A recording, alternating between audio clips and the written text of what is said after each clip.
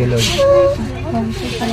Yung sakit sa kanyang bukol na siya ko sa loob. Malit ako sa inyo. May bukol si Chan. Sino may sabi niya? Doktor po. Doktor, cancel natin yan ha. Huwag mo na isipin ng doktor. Okay, damo kasi naisip natin si doktor. Ang naisip natin yung sinabi ng doktor. Thank you, Lord. Gagamitin mong batang ito, Panginoon. Yes, Lord. In Jesus' mighty name.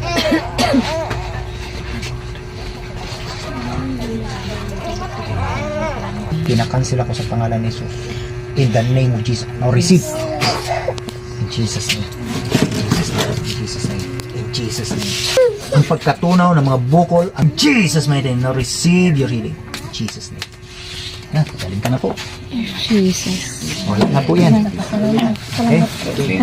Kumusta po yung sa ulo? Wala na? Hallelujah. Wala na. Amen.